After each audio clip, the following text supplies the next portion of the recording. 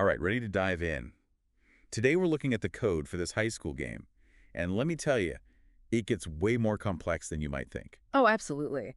It's fascinating to see the depth they've managed to build, even with a seemingly simple theme. Right. You see high school and think, okay, pretty straightforward. But then you start digging into the code and whoa, they're using Phaser for this. Phaser, good choice, solid foundation. It's a JavaScript library. Basically gives developers a whole bunch of tools to work with. So like pre-built blocks of code instead of having to start from scratch every time. Exactly. It lets them focus on the good stuff, the actual game design, instead of getting bogged down in the basics. And speaking of the design, they've really gone all out with the physics here. Look at this gravity collision detection. Even something called damping. Yeah. What even IS damping? Think about it this way. If a character jumps, you don't want them to just stop abruptly when they land, right? Or bounce around like a rubber ball. Oh, right. Damping makes it smoother, more realistic. Exactly. It's all about making the movements feel natural, even though it's all just lines of code behind the scenes. And speaking of visuals, have you seen the sprite sheets for this game? Oh, yeah, tons of them. They've got them all organized, too.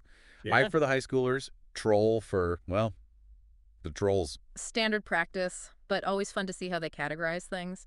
And then there's the items folder. Yeah. That's where things get interesting. Right. You can really see the game world coming together in there. Platforms, doors, keys.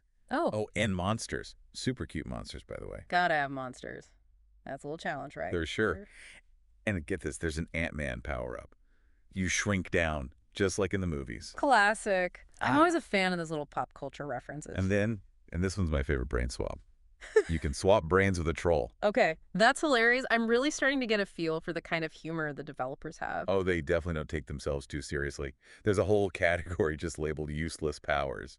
Now I'm curious. We'll have to see how those play out in the actual game. It's amazing how much you can glean just from these little labels and file names, isn't it? It's like a sneak peek behind the scenes. Yeah. But you know what? We've talked about the framework, the visuals.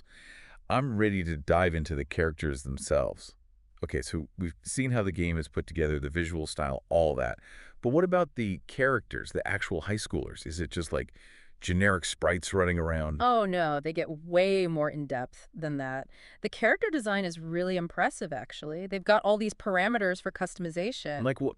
Give me the details. Well, you can change hairstyles, clothes, accessories. Yeah. It's all there in the code. They've basically built a system for creating unique individuals. Wow, that's cool. So each player could have their own, like, signature look. Yeah, exactly. It adds a lot of personality to the game. And it's not just about how they look either. These students have special abilities too. Remember that Ant-Man power-up we saw earlier? Oh, yeah, so you can actually shrink down in-game. Yep. And there's more.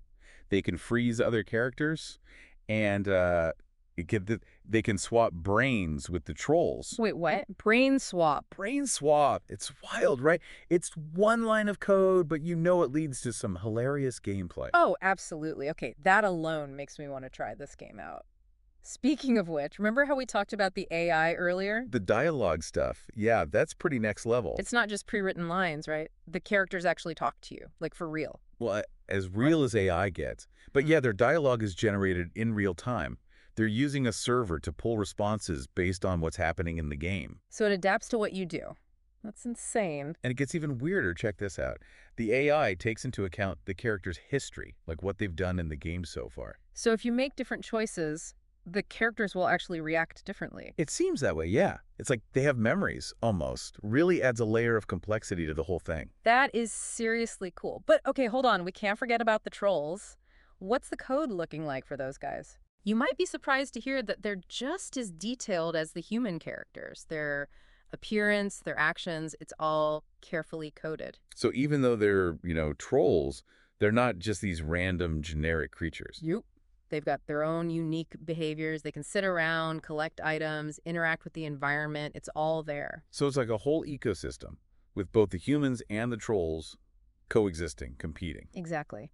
And that's what makes this code so interesting to unpack. You can see how all these different elements, the characters, the items, the environment, they all influence each other. It's like a puzzle, and the code is what holds it all together. And just like a puzzle, even the smallest piece is important.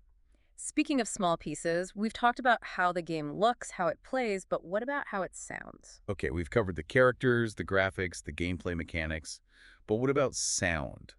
What makes this game come alive orally? Well, for starters, I'm seeing a lot of references to something called ZSX in the code. ZFX. Never heard of it. It's a library specifically for sound effects, really versatile and easy to use. You can create a surprising range of sounds with it. And looking through the code, Yeah, it seems like they've really taken advantage of that. They're tweaking the pitch, the duration, adding all sorts of effects. it's like they're composing music, but with these digital sound bites instead of instruments. And, good sound design can really make or break a game. Oh, absolutely. It's what sucks you in, creates the atmosphere. Like that little chime you hear when you pick up a coin. That's all sound design. Exactly. Or the sound of footsteps or the background music. It all adds up. And speaking of sound design, check this out. There's specific code for troll dialogue. Wait, really? So they don't just use like a generic monster voice? Nope. Looks like they've gone the extra mile and created unique vocalizations for the trolls. Adds a lot of character, I'd imagine. Which actually reminds me, we were talking about the AI earlier, specifically the dialogue system for the human characters. Well, it gets even more impressive. More Brez. How so? It seems like the AI actually tracks the player's choices and actions throughout the game. You mean like it remembers what you've done? Exactly. And it uses that information to tailor the character's dialogue. So the conversations you have, the way the characters react to you, it can all change depending on how you play the game. That's what it looks like, yeah. It's pretty cutting-edge stuff, honestly. Most games just have these pre-scripted lines, but this feels almost like you're interacting with real people. That's incredible. It really shows how far game development has come, even just in terms of AI. It really does. And, it all comes back to those lines of code. It's amazing to think that something as seemingly simple as a high school game can be so complex and nuanced under the surface. It's a great reminder that there's always more than meets the eye, especially when it comes to technology. And there you have it. We've explored the code, we've seen the inner workings of this high school game, and I gotta say, I'm impressed. Me too. It's a testament to the creativity and skill of the developers. They've managed to create a world that's both familiar and surprising, all through the power of code. Absolutely. Well said.